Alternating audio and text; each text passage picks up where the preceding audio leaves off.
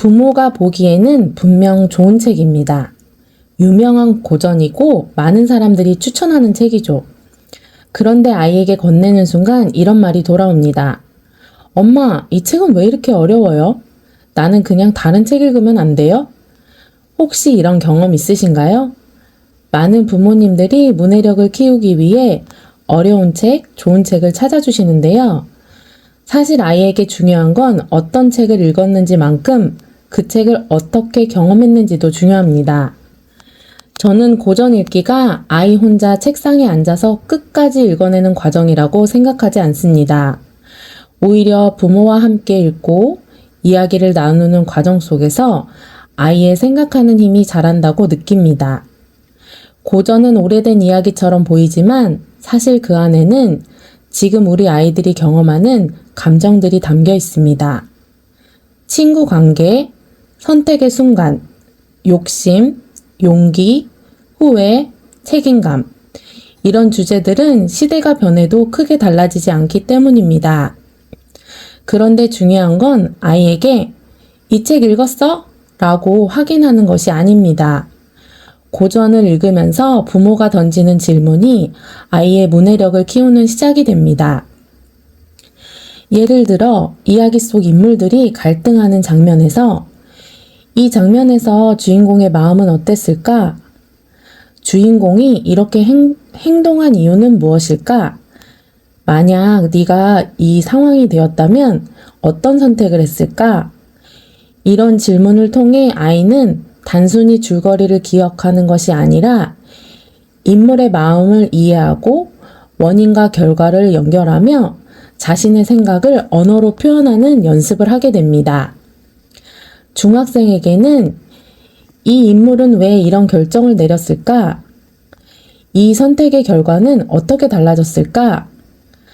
작가가 이 장면을 넣은 이유는 무엇일까? 이런 질문도 괜찮습니다. 고전은 특히 정답을 찾기보다 왜를 생각하게 만드는 질문이 문해력과 잘 연결됩니다. 이런 질문을 통해 아이는 단순히 글자를 읽는 것이 아니라 내용을 이해하고 이유를 생각하고 자신의 생각을 표현하게 됩니다. 문해력은 결국 글을 많이 읽는 능력만이 아니라 읽은 내용을 자기 생각으로 바꾸는 힘이기 때문입니다. 실제로 언어 발달 연구에서도 아이들이 풍부한 언어 환경과 대화를 경험할수록 어휘력과 사고력 발달에 긍정적인 영향을 받을 수 있다고 이야기합니다. 고전을 읽는 시간은 아이에게 지식을 넣어주는 시간이 아니라 생각하는 방법을 연습하는 시간이 될 수 있습니다. 저도 아이들과 책을 읽으면서 느낀 점이 있습니다. 처음부터 어려운 책을 잘 읽는 아이가 되는 것보다 책 속 이야기를 통해 부모와 대화하는 경험이 쌓여가는 것이 더 중요하다는 것입니다. 처음에는 하루 10분이어도 괜찮습니다. 한 문장만 읽어도 좋고 한 장면만 이야기 나눠도 좋습니다. 중요한 건 아이가 책은 공부해야 하는 것이 아니라 생각을 나눌 수 있는 것이라고 느끼게 해주는 것입니다. 고전 읽기는 아이 혼자 하는 독서가 아니라 부모와 함께 만들어가는 대화의 시간이 될 수 있습니다. 고전을 읽어야 한다가 아니라 부모와 함께 읽으며 생각을 키우는 과정에 초점을 두시면 좋을 것 같습니다.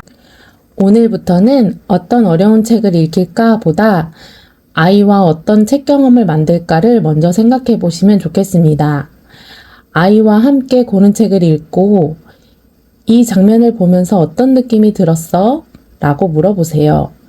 아이의 문해력은 특별한 한 번의 교육이 아니라 매일 쌓이는 작은 경험 속에서 자랍니다. 책을 좋아하고 스스로 생각하는 아이로 자라나는 과정, 그 길을 제가 함께 찾아보겠습니다.